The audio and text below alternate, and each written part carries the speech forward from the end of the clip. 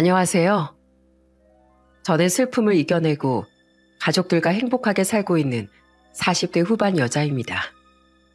제 나이가 그렇게 많은 건 아니지만 인생의 큰 아픔을 몇 번이나 겪었는데요. 그러다 보니 어느새 저도 마음이 더 성장하고 성숙해질 수 있었던 것 같아요. 제가 그렇게 이겨낼 수 있었던 건 다 저희 가족들 덕분이랍니다. 세상에서 가장 소중한 저희 가족 얘기를 하고 싶어서 사연을 보내게 되었어요. 그럼 제 이야기를 시작해 보도록 하겠습니다. 저는 평범한 가정에서 자라 대학 졸업 후에 직장을 다니게 되었어요. 그렇게 열심히 일하던 도중에 지인의 소개로 남편을 만나게 되었답니다. 남편은 교통경찰이었는데 키도 크고 인상도 남자답고 듬직한 사람이었어요. 그런데 강해 보이는 인상과는 다르게 성격은 어딘가 모르게 때묻지 않은 순수한 느낌이 들더라고요.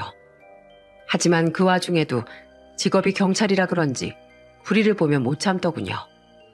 하루는 남편이랑 같이 식당에서 밥을 먹고 있었어요. 그런데 옆 테이블에서 깡패같이 생긴 20대 남자들이 소란을 피우고 있는 거예요.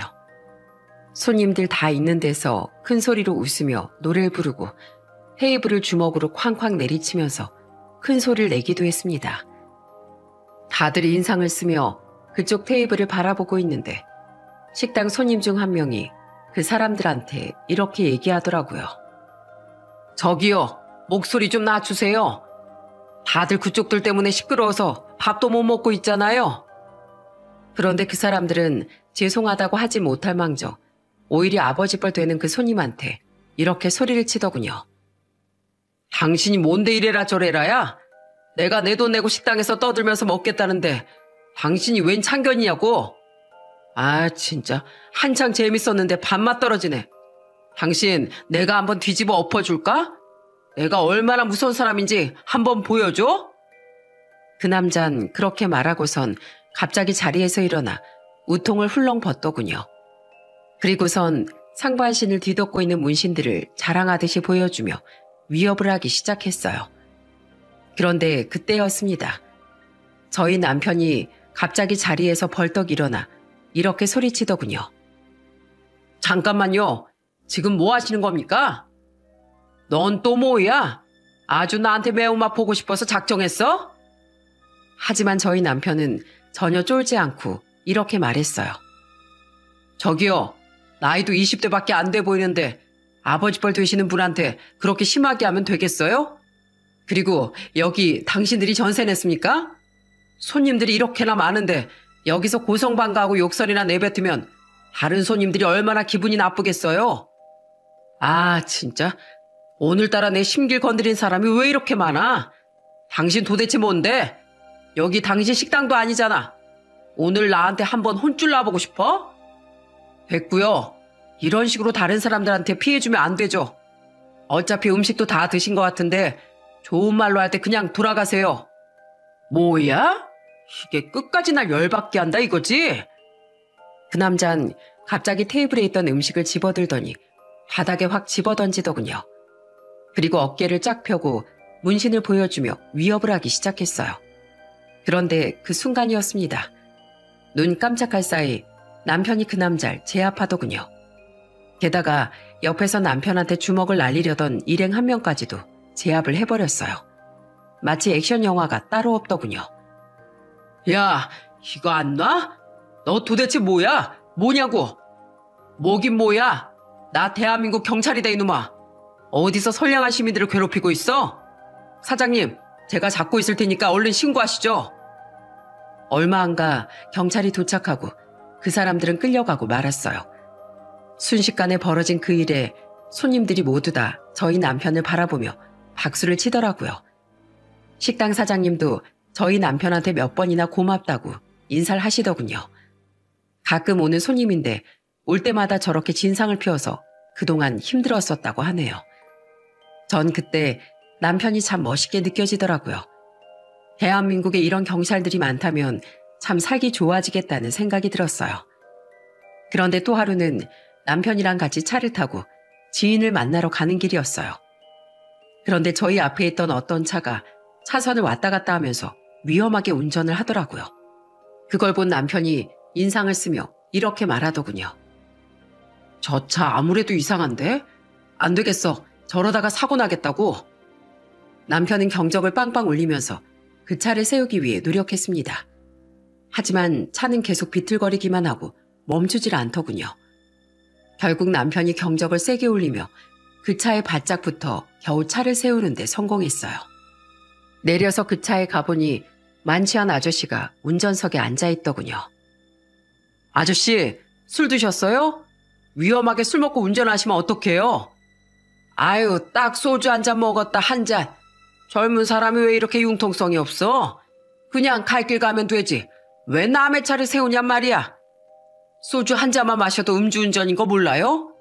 그리고 아저씨 운전하시는 거 보니까 소주 한 잔 수준이 아니던데요, 뭐. 아저씨, 여기 대형 트럭도 많이 다니고 위험하잖아요. 그렇게 운전하시다가 사고 나면 어떡하실 거예요? 그러다가 아저씨뿐만 아니라 죄 없는 다른 사람도 다치는 거라고요. 남편은 그렇게 말하고는 경찰에 바로 신고해버리더군요. 얼마 후 출동한 경찰이 음주 측정을 해보니 면허 취소 수준이 나오고 말았습니다. 역시나 소주 한 잔만 마셨다는 그 아저씨의 말은 다 거짓말이었어요. 우리나라에 음주운전으로 인한 사망사고가 한 해에도 수도 없이 많이 일어나잖아요. 남편은 그걸 막기 위해 위험을 무릅쓰고 그 차를 세웠던 겁니다. 그런데 그 아저씨는 저희 남편이 경찰에 신고한 게 기분이 나빴는지 지나가면서 저희 남편 쪽에 침을 퇴뱉고 지나가더군요. 저는 너무 화가 나서 그 아저씨한테 이렇게 말했어요. 아저씨, 지금 뭐 하시는 거예요? 왜 사람한테 침을 뱉고 난리예요? 그런데 남편은 저를 말리면서 이렇게 말하더군요. 채희 씨, 난 괜찮으니까 그렇게 화내지 마. 저 아저씨도 기분 나쁠만 하잖아. 아마 나 때문에 재수없게 걸렸다고 생각할걸? 면허 취소는 당연하고 벌금까지 엄청 많이 내게 될 거야. 우린 할 일을 했으니까 이제 그만 돌아가자. 남편의 마음씨도 참 너그럽더군요. 저 같았으면 진작에 그 아저씨를 쫓아가서 한바탕 따졌을 텐데 자긴 괜찮으니 그냥 넘어가자고 하더군요. 남편은 이렇게 선량한 시민들이 피해를 보지 않도록 항상 애쓰는 사람이었어요.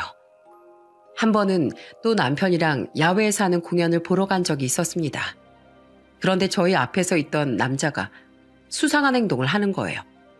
휴대폰으로 공연을 찍는 게 아니라 앞에 있는 여자의 치마 쪽을 찍는 것 같더라고요. 그걸 본 저희 남편은 또 가만히 있지 않았어요. 저기요, 지금 뭐 하시는 겁니까? 당장 휴대폰 좀 이리 줘봐요. 무슨 사진 찍었는지 당장 보여달라고요. 에이씨, 당신이 무슨 상관이야? 내가 내 휴대폰으로 문자 보내고 있었는데 왜 시비냐고요? 카메라로 앞에 있는 여자분 찍고 있는 거 다 봤거든요? 지금 당장 경찰에 신고할 테니까 가만히 계세요. 결국 또 경찰이 출동했고 그 남자는 그 자리에서 잡혀가고 말았습니다. 역시나 문자를 보낸 게 아니라 공연 보러 온 여자들의 사진을 몰래 찍고 있는 거였더라고요. 남편이 이렇게 정의로운 모습을 보여줄 때마다 저는 점점 더 남편이 좋아졌어요. 원래 처음엔 남편이 저를 더 좋아했었는데 이젠 제가 남편을 더 좋아하게 되었죠. 그래서 전 남편과 1년 넘게 만났을 때 결혼을 하게 되었습니다. 그때 제 나이는 어느덧 30대 후반이 되어 있었어요. 그런데 남편과 결혼할 당시에 저희 시어머니가 말기암 상태셨어요. 그래서 저희 결혼식 때도 휠체어를 타고 오셨더라고요. 저는 너무 걱정되는 마음에 결혼식이 끝난 이후에 시어머니에게 이렇게 말했답니다. 어머님, 여기까지 오시느라 안 힘드셨어요? 무리하지 마시고 그냥 병원에서 쉬고 계셔도 되는데 괜히 저희 때문에 무리하신 거 아니에요? 무린 무슨, 우리 작은 아들이 결혼하는데 당연히 와야지. 내가 애미가 돼서 아들 결혼식도 보러 안 오면 되겠어? 그나저나 오늘 너희 결혼하는 걸 보니까 너무 행복해서 이렇게 눈물이 다 나는구나. 내가 죽기 전에 우리 작은 아들 결혼하는 거 못 보고 죽을 줄 알았거든. 며느라, 우리 아들이랑 결혼해줘서 정말 고맙다. 앞으로도 서로 싸우지 말고 행복하게 지내야 한다. 알았지? 네, 어머님, 꼭 그럴게요. 절대로 어머니 걱정 안 시켜드릴 거예요. 그런데 남편과 결혼한 지 한 달도 안 되어서 저희 시어머니는 결국 돌아가시고 말았답니다. 이 정도로 힘드셨는데 결혼식장엔 어떻게 오신 건지, 저희 시어머니가 자식을 생각하는 마음이 얼마나 크셨는지 알 수 있겠더라고요. 장례식을 하는데 저희 형님이 시어머니 영정사진을 보면서 이렇게 말씀하시더군요. 어머님, 하늘나라에 가선 꼭 아프시지 말고 편하게 계셔야 돼요. 아셨죠? 그리고 아버님은 걱정하지 마세요. 며느리인 제가 꼭 아버님 잘 챙겨드리겠다고 약속할게요. 어머님이 그동안 저 예뻐해 주신 만큼 저도 꼭 보답할 거예요. 저는 결혼한 지 한 달밖에 안 됐지만 시어머니를 잃은 그 순간이 너무 슬펐습니다. 그래서 저도 형님 옆에서 울면서 이렇게 얘기했답니다. 어머님, 저도 형님을 본받아서 가족들한테 최선을 다할게요. 남편한테도 잘할 거고 아버님도 자주 찾아뵙고 보살펴 드릴 거예요. 그리고 형님이랑 아주버님을 인생 선배로서 존경하고 많이 배우면서 살게요. 그러니까 어머님, 걱정하지 마시고 편히 쉬세요.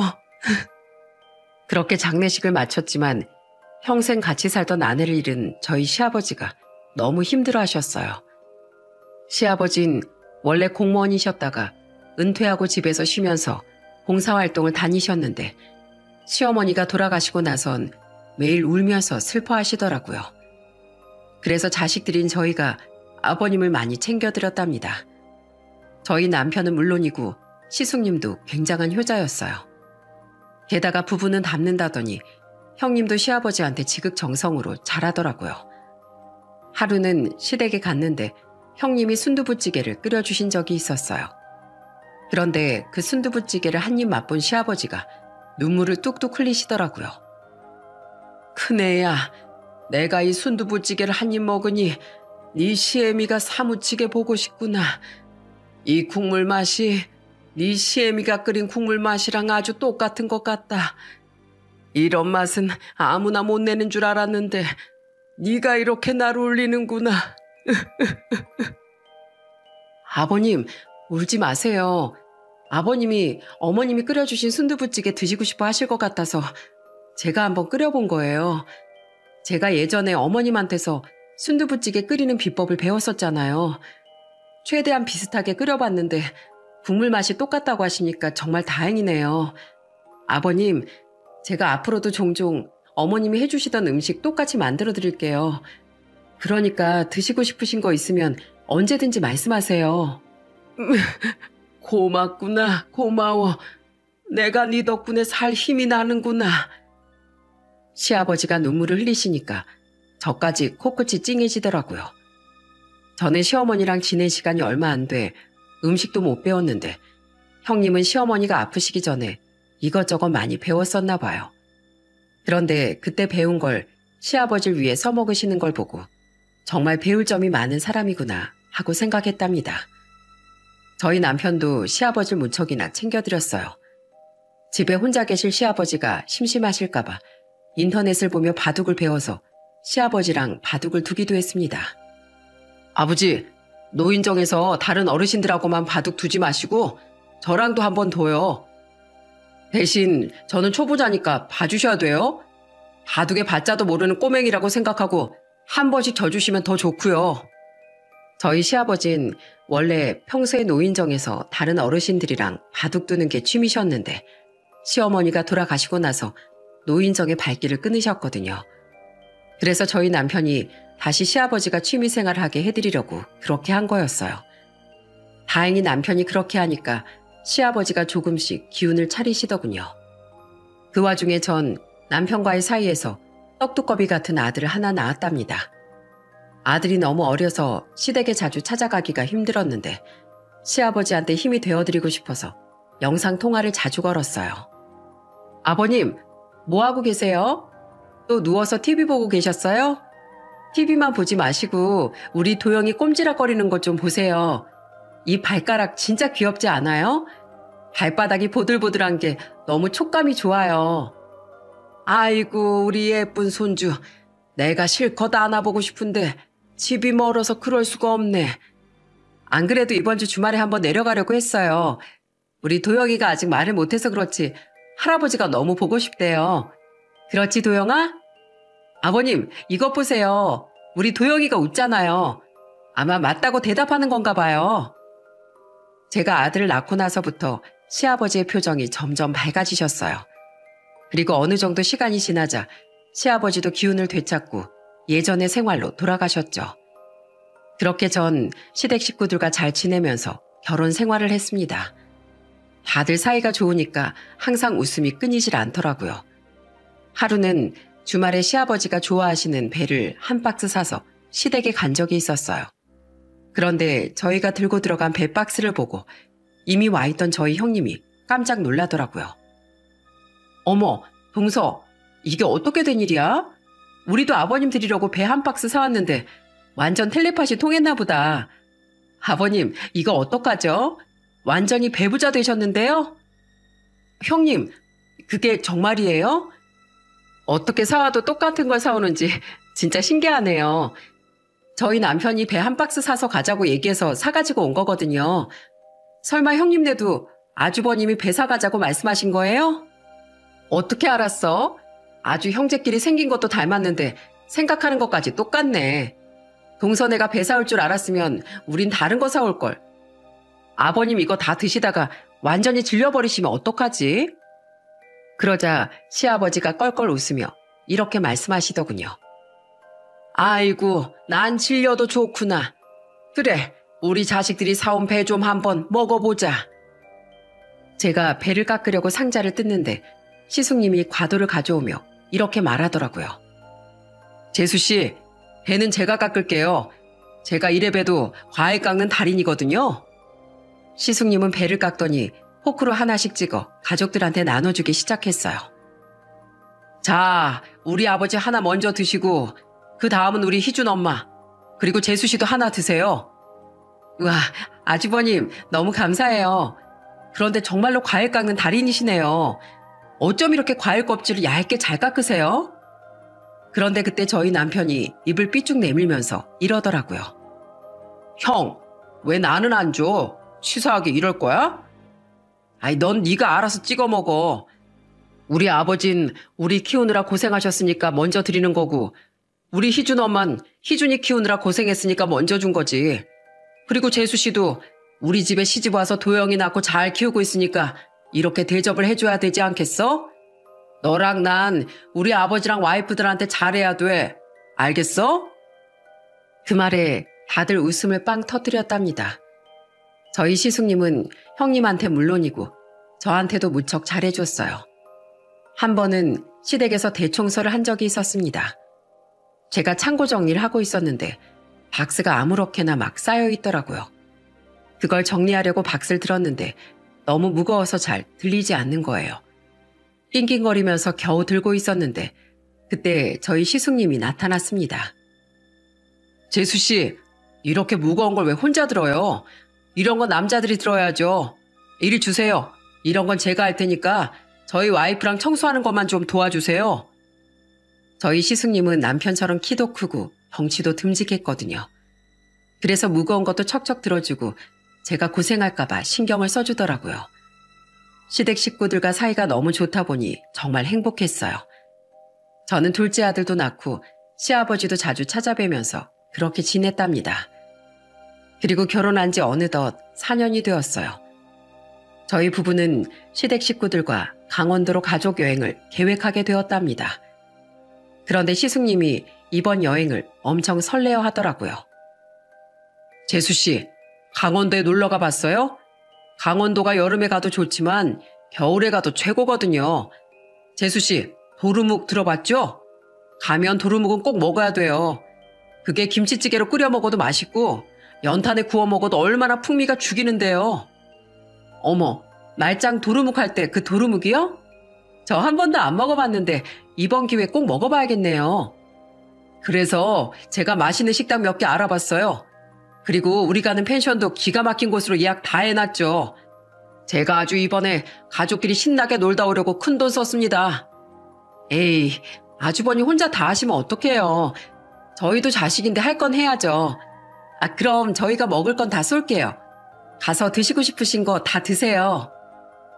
결혼하고 처음 가는 가족 여행이라 저 역시도 너무 마음이 들떴어요. 하루라도 빨리 여행을 가서 사진도 많이 찍고 맛있는 음식도 실컷 먹고 오고 싶었죠. 그런데 정말 불행하게도 그 가족 여행은 갈 수 없게 되었답니다. 여행을 가기 이틀 전이었어요. 그날따라 유난히도 추운 겨울날이었답니다. 갑자기 형님한테서 전화가 와서 받아보니 펑펑 울면서 이렇게 얘기하는 겁니다. 동서, 어떡해? 큰일 났어. 지금 빨리 좀 와줘. 저는 형님의 연락을 받고 남편이랑 같이 급하게 병원으로 향했어요. 시숙님이 운동 갔다가 나오는 길에 갑자기 심장마비로 쓰러져서 병원에 실려갔다고 하더라고요. 그런데 병원에 도착했을 땐 시숙님은 이미 흰 천에 쌓여있는 상태였습니다. 쓰러진 걸 지나가던 시민이 발견해서 신고했는데 발견했을 땐 이미 늦은 상태라 그대로 세상을 떠나고 말았거든요. 연락을 받고 급하게 올라오신 시아버진 땅까지 치면서 대성통곡을 하시더라고요. 아이고, 어떻게 이런 일이. 명규야, 우리 착한 아들 명규. 네가 어쩌자고 예비를 두고 먼저 떠난단 말이냐. 내가 지금이라도 용서해 줄 테니까 장난치지 말고 얼른 일어나거라. 제발 눈 좀 뜨고 예비 좀 바라봐다오. 네가 이렇게 한순간에 저 세상으로 가버린다는 게 말이나 되는 일이냐.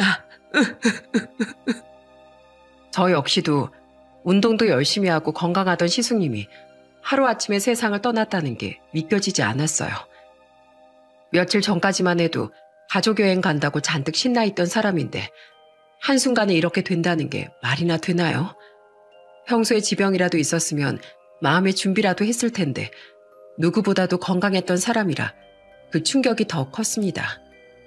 그런데 저도 이렇게나 슬픔이 큰데 동생인 저희 남편은 오죽하겠어요.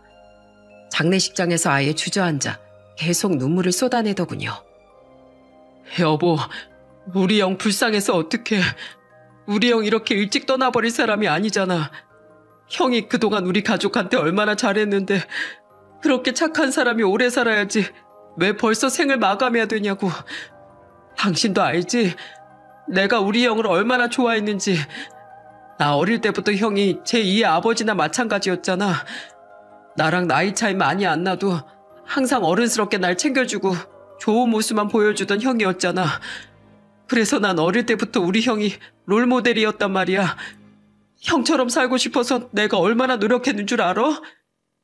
이제 겨우 형의 모습을 조금씩 닮아가고 있다고 생각했는데 형이 이렇게 떠나버리면 이제 난 어떡하라고. 기쁜 일이든 슬픈 일이든 뭐든지 함께할 만큼 형제간의 우애가 깊었으니 그 슬픔도 말로 할 수 없을 만큼 컸겠죠. 남편이 서럽게 펑펑 우는데 안아주면서 달래주는 것 말곤 할 수 있는 게 없더라고요. 얼마 전까지만 해도 웃음이 끊이지 않는 화목한 가족이었는데 이 일로 인해 가족들이 한꺼번에 무너지고 말았습니다. 특히 과부가 되어버린 형님은 아예 식은까지 전폐하고 너무 힘들어하셨어요. 저는 그런 형님이 너무 걱정되어서 매일 형님네 집에 찾아갔습니다. 형님, 제가 죽 좀 끓여왔으니까 이거라도 한술 떠보세요. 이럴 때수록 형님이 힘을 내셔야지. 이렇게 밥도 안 드시고 매일 울고만 계시면 어떡해요. 동서, 나 너무 힘들어서 죽고 싶어. 이렇게 세상을 떠날 거면 미리 예고라도 해주지. 작별 인사도 못하고 갑자기 떠나면 난 어떻게 살라고. 동서, 그냥 나 좀 내버려둬. 나 그냥 이렇게 굶다가 우리 희준 아빠 따라갈래. 형님은 눈물을 흘리면서 그렇게 말하더군요. 저도 눈물이 쏟아져 나왔지만 형님이 정신 바짝 차렸으면 좋겠다는 마음에 버럭 화를 내며 이렇게 말했어요. 형님, 자꾸 그런 소리 하실 거예요? 형님 이런 분 아니었잖아요. 씩씩하고 밝던 분이 어린 아들을 두고 가버린다는 소리가 입에서 나와요? 도대체 왜 이러시는 거예요? 미안해, 동서. 나도 힘을 내보려고 하는데 그게 잘 안 돼. 동서가 매일 이렇게 나 찾아와서 죽도 끓여주고 우리 희준이 밥도 챙겨주는데 난 염치 없게 이런 한심한 소리만 입에서 나오네. 동서, 그래도 내가 힘내야겠지? 우리 희준이를 위해서라도 내가 일어서야 되는 거잖아. 당연하죠. 그걸 말이라고 하세요? 그러니까 얼른 한술 뜨세요.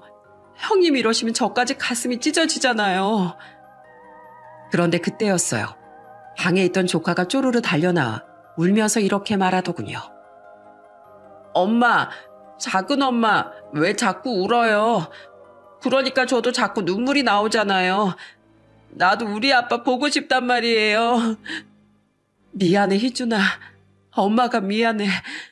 우리 희준이도 마음이 많이 아플 텐데 엄마가 울기만 해서 더 속상했지? 엄마가 이제 울지 않겠다고 약속할게. 작은 엄마 말대로 밥도 열심히 먹고 기운 내겠다고 약속할게. 그날 저와 형님은 조카를 껴안고 한참이나 울었답니다. 그 후에도 전 형님이 기운을 차릴 때까지 계속 왔다 갔다 하면서 형님을 챙겼어요. 힘들어하고 계시는 시아버지한테도 마찬가지였죠. 그런데 역시 시간이 해결해준다고 1년 정도 흐르니까 다들 어느 정도 괜찮아졌답니다. 그런데 어느 날 제가 만들어간 파김치에 라면을 끓여서 형님이랑 같이 소주 한잔 하고 있었는데 형님이 저한테 이러시더라고요. 동서, 나 이제 더 이상 무너지지 않고 우리 희준이만 생각하려고. 내가 무너지니까 우리 희준이가 어느새 웃음기가 사라진 게 너무 가슴이 아파서. 동서, 나 이렇게 잡아줘서 고마워. 동서가 없었더라면 내가 기운 낼 수 없었을 거야. 동서도 알지? 내가 우리 남편 엄청 좋아했던 거. 솔직히 그만큼 듬직하고 착한 사람도 흔하지 않잖아. 맞아요. 아주버님 진짜 좋은 분이셨어요. 아주버님 덕분에 저도 결혼 참 잘했다는 생각이 많이 들었었거든요. 아버님한테 효도도 진짜 많이 하시고 저랑 남편한테도 모범이 되는 모습 많이 보여주셨잖아요. 아주버님 좋은 분이시니까 하늘나라 가서도 잘 지내고 계실 거예요. 그러니까 우리 앞으로 기운 내고 예전처럼 씩씩하게 살아요. 알겠죠? 그렇게 가족들은 시숙님을 잃은 슬픔을 어느새 극복하게 되었답니다. 집에서 매일 우시던 저희 시아버지도 어느새 다시 봉사활동도 다니시고 노인정에서 바둑도 두면서 예전의 생활을 되찾으셨어요. 저는 시아버지가 다시 밝아지신 게 너무 보기 좋아서 더욱 기분을 북돋을 겸 이것저것 많이 챙겨드렸답니다. 하루는 제가 시아버지한테 전화를 했는데 노인정에 계신다는 겁니다. 그래서 전 시아버지한테 이렇게 말했어요. 아버님, 노인정에서 하루 종일 바둑 두시면 출출하지 않으세요? 제가 보쌈이나 족발 같은 거 거기로 배달시켜 드릴까요? 어르신들이랑 같이 드실 수 있게 넉넉하게 보내드릴게요. 아이고, 보내주면 나야 고맙지. 안 그래도 시장하던 참인데 잘 됐네. 내가 우리 며느리 덕분에 노인정에 있는 양반들한테 어깨 좀 한번 으쓱해 보겠어. 고맙구나 며느라. 잘 먹으마. 그날 시아버지가 너무 좋아하시길래 저는 그 이후에도 노인정에 종종 음식을 보내드렸어요. 시어머니도 안 계시고 시아버지가 제일 시간을 많이 보내는 곳이 노인정인데 거기서 친한 분들이랑 맛있게 드시면 좋잖아요.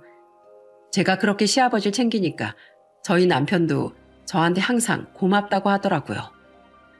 저희 남편도 시숙님이 세상을 떠나고 나서 매일 울면서 힘들어했는데 이제는 다시 웃음을 되찾았답니다.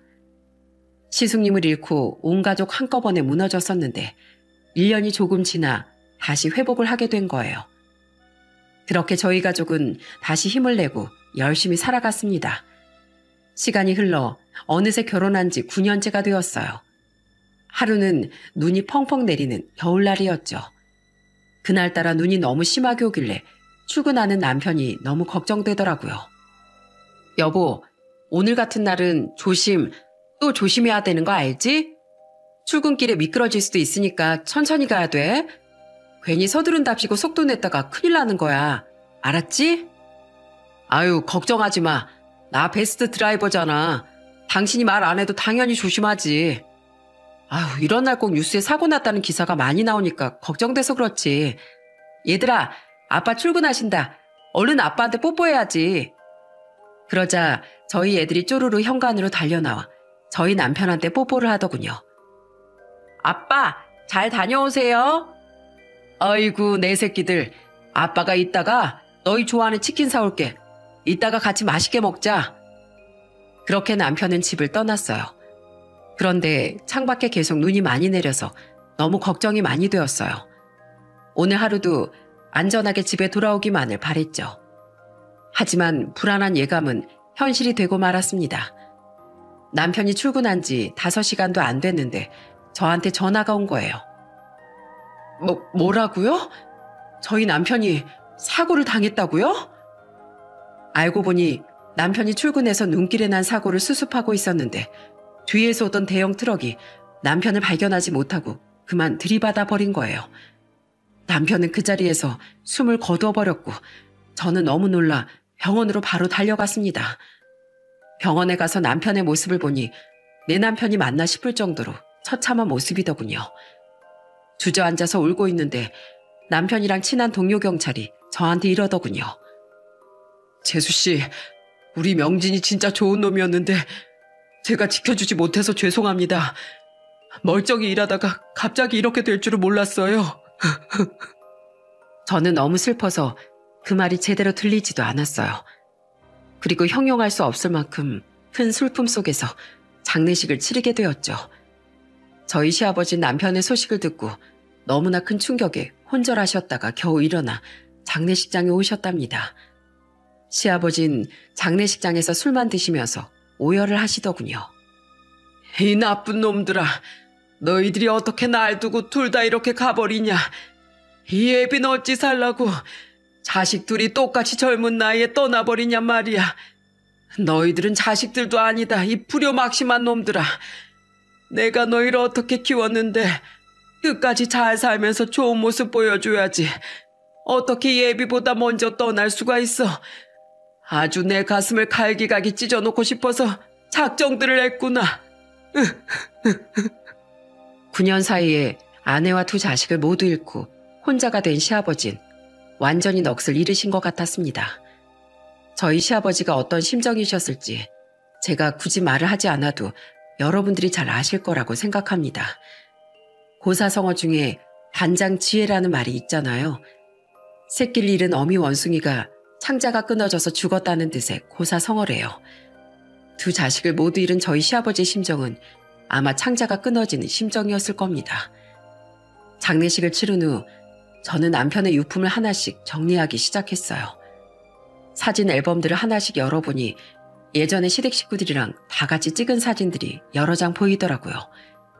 그 사진 속에서 밝게 웃고 있는 남편의 모습을 보니 가슴이 미어지는 것 같았습니다. 저는 북받쳐 오르는 감정을 도저히 참을 수 없어 사진 앨범을 부둥켜 안고 펑펑 울었어요. 여보, 제발 당신이 세상을 떠난 게 사실이 아니라고 말해줘. 제발 이 사진 속에 있는 모습처럼 멀쩡하게 다시 돌아와서 밝게 웃어달란 말이야. 저는 남편이 잃은 슬픔에 하루하루를 눈물로 보냈어요. 그런데 그런 저의 옆에서 같이 울어주고 슬퍼해준 사람이 있었습니다. 그건 바로 저희 형님이었어요. 저는 너무 슬퍼서 직장까지 그만두고 집에서 매일 울었는데 형님이 아예 짐까지 싸들고 와서 저를 보살펴 주시더라고요. 동서, 아무래도 내가 당분간 동서 옆에 있어야겠어. 지금 동서가 무슨 마음일지 누구보다도 내가 제일 잘 알잖아. 혹시라도 동서가 안 좋은 생각할까봐 내가 무서워서 그래. 형님, 저 그때 형님이 왜 아주버님을 따라가겠다고 하셨는지 이제 알 것 같아요. 저 너무 슬퍼서 그냥 이대로 눈을 감아버리고 싶어요.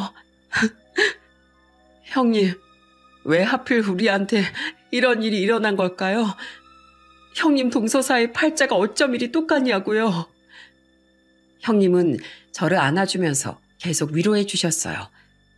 그리고 제가 했던 것처럼 똑같이 저에게 죽을 끓여 먹여주고 저희 애들도 보살펴주면서 옆에서 힘이 많이 되어주었답니다. 하루는 저랑 형님이 시아버지를 찾아가서 펑펑 울었던 적도 있었어요. 그런데 그때 시아버지가 저희한테 이렇게 말씀하시더군요. 아이고, 내가 이리 박복해서 너희한테까지 이런 슬픔을 다 주는구나. 한순간에 남편을 잃고 홀로 애들을 키워야 될 너희 심정이 어떻겠니? 하지만 이것만큼은 알아두거라. 사람이라는 것 말이다. 태어났으면 언젠간 떠나게 되는 법이란다. 다만 내 자식들이 남들보다 조금 빨리 갔을 뿐이야. 그런데 내가 생각하면 생각할수록 너무 억울하구나. 어차피 가야 되는 운명이면 차라리 날 먼저 데려가지. 왜 앞날이 창창한 내 자식들을 먼저 데려가는지 원. 저희는 그 말을 듣고 눈물을 펑펑 쏟았습니다. 그런데 시아버진 한참을 우시다가 저와 형님의 손을 붙잡고 이렇게 말씀하시더군요. 내가 너희한테 부탁 하나 하고 싶구나. 너희 당분간 날 찾아오지 말거라. 내가 너희만 보면 내 자식들이 생각나서 가슴이 찢어지고 속이 다 뭉그러져서 살 수가 없어서 그래. 나 그렇겐 살아갈 자신이 없으니 내가 먼저 연락할 때까지 찾아오지 말았으면 좋겠다. 내 나중에 마음을 추스르게 되면 꼭 연락하마. 시아버지가 그렇게 말씀을 하시니 정말 가슴이 찢어질 듯 아프더군요. 오죽 힘드셨으면 저희 보고 오지 말라는 말씀까지 하시겠어요. 그래서 저는 한동안 시아버지를 찾아뵙지 않았습니다. 마음 같아선 자주 찾아가 위로해드리고 싶었지만 그랬다가 괜히 가슴만 후벼 파게 될까봐 참고 또 참았어요. 그런데 시간이 지나 저희 시아버지의 생신이 하루 앞으로 다가왔을 때 형님한테서 전화가 왔답니다. 동서, 이번에 아버님 생신이잖아. 혼자 쓸쓸하게 계실 텐데 그래도 우리가 가서 좀 챙겨드려야 하지 않겠어? 당연히 그래야죠, 형님. 그럼 내일 같이 아버님 댁으로 갈까요? 그래, 가자. 그런데 아버님이 전화를 통 안 받으시네. 그래요? 아무래도 아직까지 저희 보기 좀 힘드셔서 그러신가 봐요. 하긴 저희 목소리만 들어도 예전 생각이 나서 힘드실 테니까 그러실 만도 하죠. 그래도 언제까지 이렇게 나몰라라 할 수 있는 건 아니잖아. 자식들도 다 떠나보내셨는데 며느린 우리가 챙겨야지. 그렇게 저와 형님은 애들을 데리고 다음날 시댁으로 향했습니다. 그런데 시아버진 계속 저희 전화도 안 받으시고 집에도 안 계시더라고요. 초인종은 눌러도 인기척이 없길래 시아버지가 자주 가시던 노인정으로 향했습니다. 여름이라 문이 활짝 열려있길래 들어갔는데 저는 거기서 눈이 뒤집어질 만한 광경을 목격하고 말았습니다. 시아버지 또래 동네 아저씨 한 분이 술에 취해서 저희 시아버지한테 패약질을 하고 있는 거예요. 야, 이놈아, 너네 집안은 저주받은 집안이야. 어떻게 마누라 물론이고 큰아들의 작은 아들까지 죽을 수가 있어? 아주 네가 사람 죽이는 팔자인가 보다. 그러자 옆에 든 다른 어르신들이 그만하라면서 말리시더군요. 그런데 그 아저씨는 계속해서 저희 시아버지한테 막말을 했습니다. 어휴, 넌 이제 자식도 하나 없지? 이제 쓸쓸하게 늙어 죽을 일만 남았네. 자식들 다 죽고 너 혼자 살아있으니까 좋으냐? 그런데 저희 시아버진 화를 내긴커녕 고개만 북숙이고 계시더군요. 그런데도 그 아저씨는 막말을 멈추지 않았어요. 네 마누라랑 자식들 그렇게 된 거 다 너 때문 아니야? 너 솔직하게 말해봐. 평소에 우리한테 그렇게 착한 척 하더니 그거 다 가식이었지? 알고 보면 젊을 때 사람들 못 사게 굴고 인생 개똥같이 산 거 아니야? 그러니까 이런 천벌을 받는 거지. 안 그러냐? 그런데 그때 저희 시아버지가 눈물을 뚝뚝 흘리시더군요.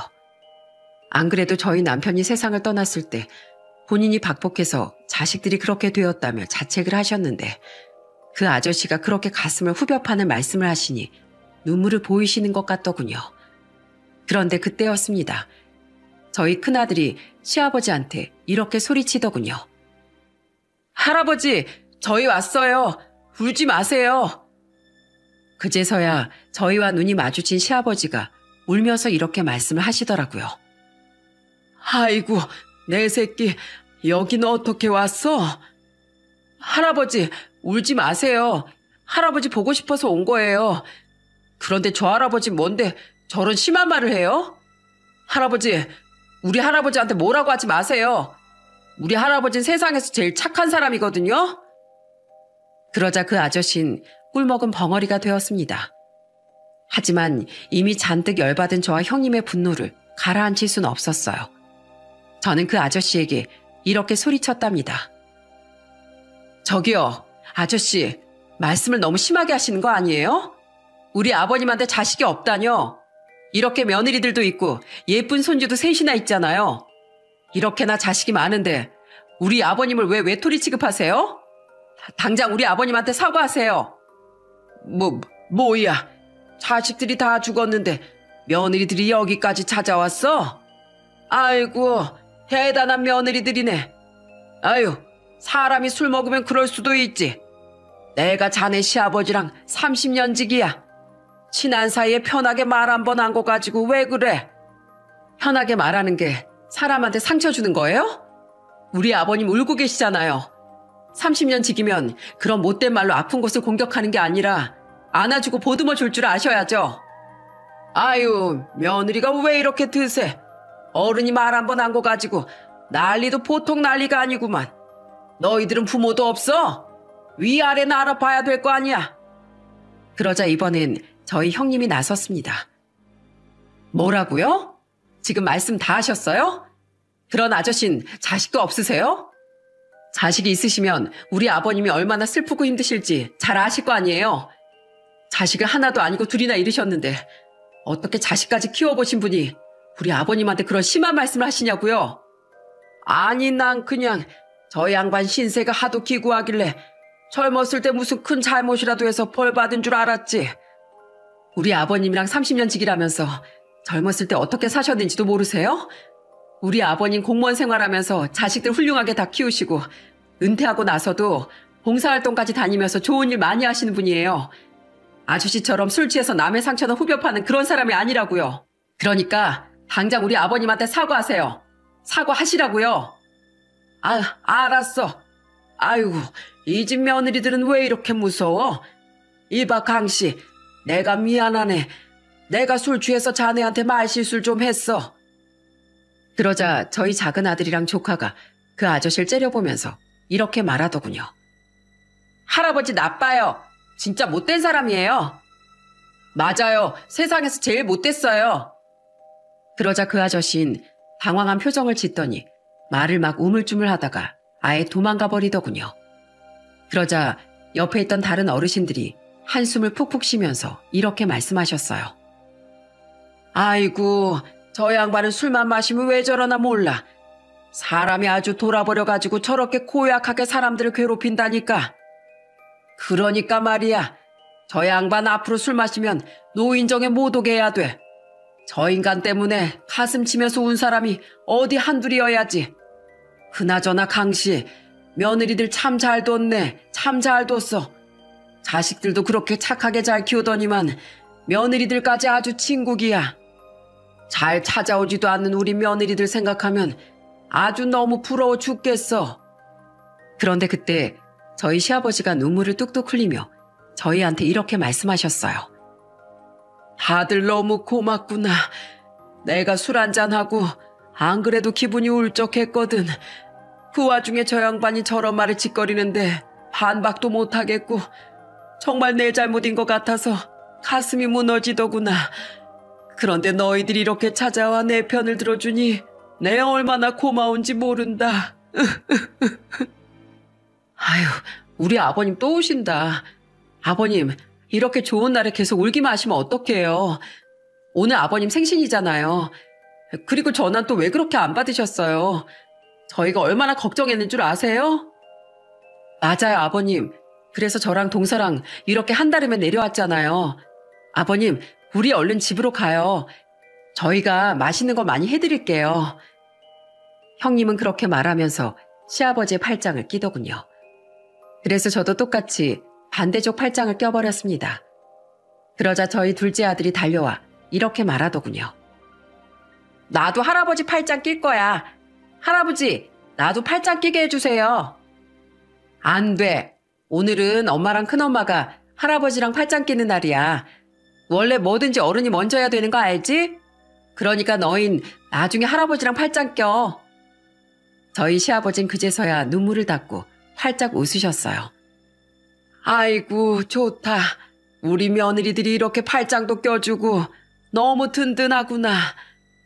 그렇게 저희 가족은 다정하게 팔짱을 낀 채 시댁으로 향했습니다.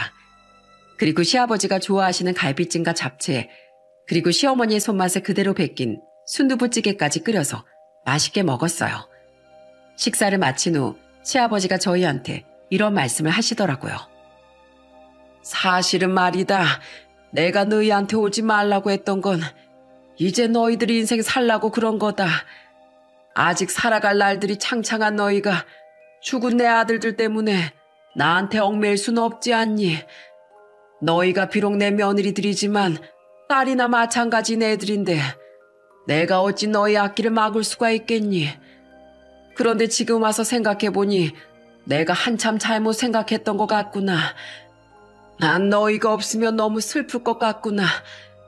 이렇게 날 생각해주는 며느리들이랑 예쁜 우리 손주들이 있는데 내가 어찌 너희를 안 보고 살 수가 있겠니? 저는 그런 아버님의 손을 꼭 붙잡고 이렇게 말씀드렸어요. 아버님, 저희가 평생 보살펴 드릴 테니까 오지 말라는 소리만 하지 마세요. 그리고 다른 남자 만나서 새 출발하라는 소리도 하지 마시고요. 형님이랑 저랑 우리 애들까지 다 아버님이랑 한 가족이잖아요. 가족끼리 안 보고 산다는 게 말이나 돼요? 앞으로도 자주 이렇게 내려올 테니까 건강하게 오래오래 사셔야 돼요. 저희 전화도 안 받지 마시고요. 아시겠죠? 아이고, 고맙다. 내가 무슨 복이 있는지 너희같이 예쁜 며느리를 둘이나 얻었구나. 저희는 한바탕 또 눈물을 흘리고 말았답니다.